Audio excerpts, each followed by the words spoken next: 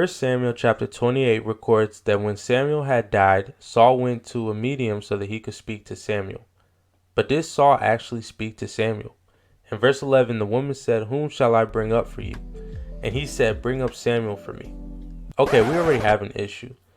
Now, sure, maybe Saul doesn't completely know what he's saying, but the medium should definitely know that if Samuel's spirit were still alive, he should be brought down, not brought up. I mean, Samuel was a man of God, right? And by the way, why wouldn't a medium know if a soul were in heaven or hell, if that doctrine were true? But let's not nitpick semantics. Anyway, verse 12 tells us the woman saw Samuel. She cried out with a loud voice, and the woman spoke to Saul, saying, "Why have you deceived me? For you are Saul." Let's keep going. Verse 13 tells us the king said to her, "Do not be afraid. What did you see?" And the woman said to Saul, "I saw a spirit ascending out of the earth." So he said to her, "What is his form?" And she said, "An old man is coming up, and he is covered with the mantle." And Saul perceived that it was Samuel, and he stooped with his face to the ground and bowed down. Okay, real quick, let's do a little school lesson on writing perspectives. Most of the history books in the Bible are written in third person, and there's three types of third person narratives. Third person limited, when the narrator knows the thoughts and feelings of the character and focuses on that character's internal worldview. Third person omniscient, when the narrator has a bird's eye view of the narrative, knowing the thoughts and feelings of all the characters. Third person objective, when the narrator presents only what's seen or heard, sort of like a camera perspective. And here in this case we have a perfect example of third person objective, where the narrator is showing only what they've seen or heard, but not knowing the thoughts or feelings of the characters. To get a better idea, verse 8 tells us that Saul and two other men went with him to speak to the medium. So only 4 people could have been narrators for this event. Either the medium, which I doubt any Israelite will want to visit or even attribute authorship to a medium, especially since Saul drove them from the land. And Saul probably wouldn't have written this. He was extremely disturbed by this conversation. He wouldn't even eat, no less write. That leaves us with 2 unnamed guys that went with him. Either of those guys is only writing what he heard or saw.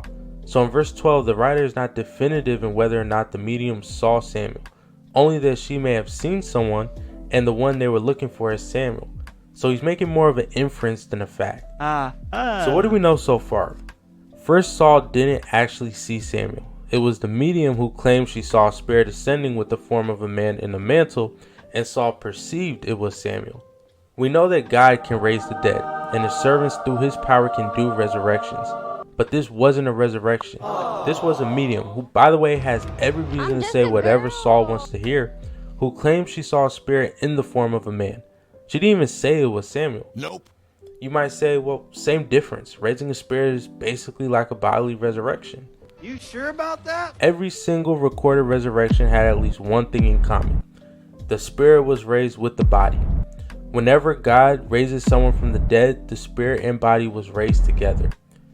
Matter of fact, Jesus or others like Elijah, Elisha, or the apostles always went to where the body was to raise the dead. In this case, Samuel was buried in Ramah, and the medium is in Endor. Sure, God can raise the dead anywhere, but the point is he never does.